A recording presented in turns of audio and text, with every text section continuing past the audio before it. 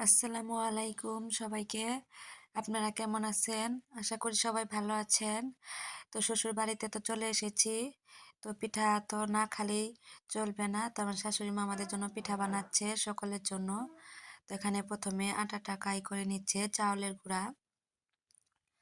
তো আজকে ভাজা পুলি বানাবে।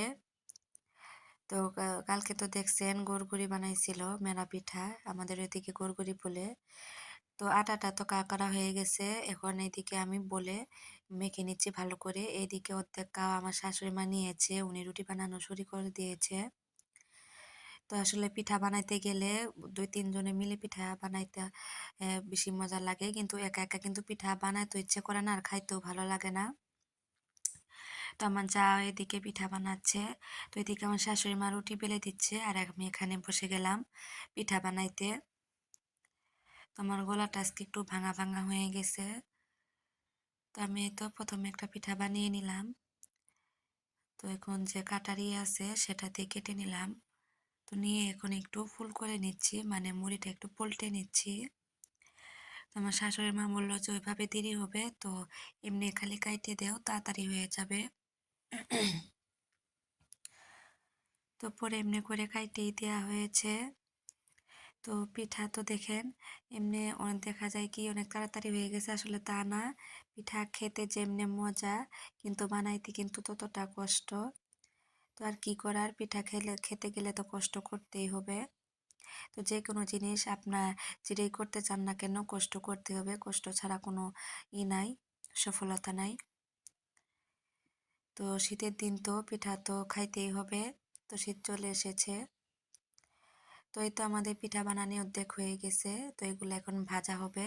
তো এদিকে আমার শাশুড়ি মা কড়াই বসিয়ে দিয়েছে, সেটার ভিতরে তেল দিয়েছে। তো এখন সব পিঠাগুলো একটা একটা করে দিয়ে দিচ্ছে, নইলে ফেটে যাবে। এদিকে আমরা ২ চা বানাচ্ছি আর আমার শাশুড়ি মা ভাজছে। তো কড়াই দেখে কেউ আবার কোনো কিছু মনে করেন না, আসলে এটা আমার শাশুড়ি মার বিয়ের কড়াই। তো আসলে আগের কড়াই তো এটার ভিতরেই ভাজা পোড়া করে, মানে অনেক ভালো হয়। তো সেই জন্যই আর কি এর মধ্যে মানে যেগুলো ভাজা জাতীয় জিনিস তেলের ভিতরে তো সেটা করে। তো এদিকে ভাজা হচ্ছে আর এদিকে আমরা এদিকে পিঠা বানিয়ে নিচ্ছি। তো ভিডিওটা ভালো লাগলে অবশ্যই লাইক কমেন্ট ফলো দিয়ে শেয়ার দিয়ে রাখবেন। আর যারা ইউটিউব থেকে দেখবেন অবশ্যই সাবস্ক্রাইব করে রাখবেন। আর নতুন নতুন ভিডিও পেতে কমেন্ট বক্সে বলে যাবেন।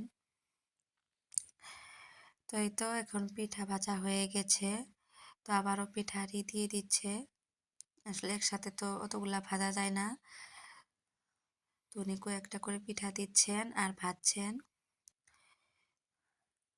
তো আপনারা যদি পিঠা খেতে চান তো আমাদের বাসায় চলে আসেন, বানিয়ে খাওয়াবো।